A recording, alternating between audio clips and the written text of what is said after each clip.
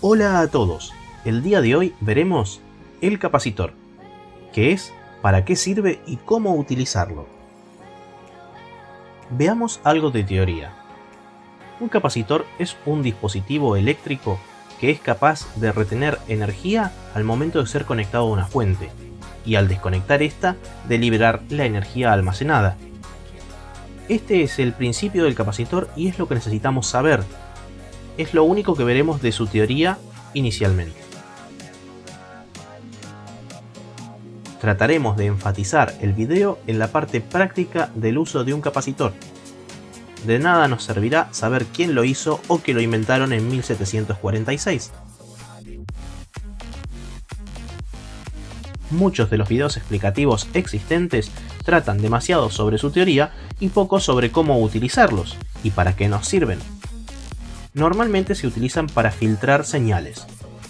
Pueden ser señales de radiofrecuencia, señales de audio o simplemente tensiones de alimentación. Por ejemplo, veamos una simple fuente de alimentación. Al ingresar corriente alterna a la fuente de alimentación, esta es rectificada por un puente de diodos. La corriente rectificada termina siendo una señal pulsante, pero nosotros necesitamos que sea una señal de corriente continua. Para hacer esto, utilizamos un capacitor. El mismo se cargará durante los picos eléctricos, y cuando el voltaje descienda, el capacitor lo estabilizará, liberando su carga. Veamos algunos ejemplos prácticos de cómo conectar un capacitor y de los distintos tipos de capacitores que existen en el mercado. Los capacitores de poliéster y cerámicos no disponen de una polaridad definida y pueden ser conectados de cualquier forma. Pero por ejemplo, los capacitores de tantalio y los capacitores electrolíticos sí disponen de una polaridad específica, que de no respetarla podría llegar a dañarnos. Todos los capacitores tienen parámetros máximos de funcionamiento.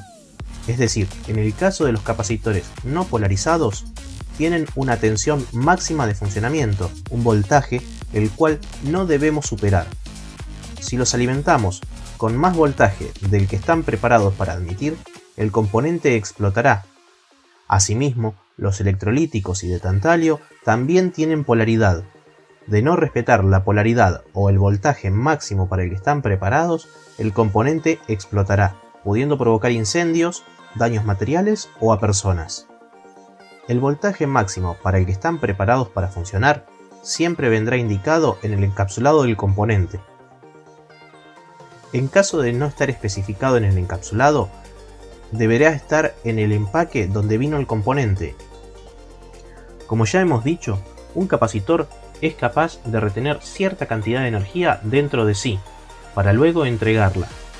Esto no lo convierte en un sustituto o equivalente a una pila o batería, dado que la pila o batería podrá almacenar miles de veces la carga que puede llegar a almacenar un capacitor. La diferencia entre estos, además de la capacidad, es su velocidad de carga y descarga. Mientras que una batería puede almacenar grandes cantidades de energía, su carga y descarga será más lenta.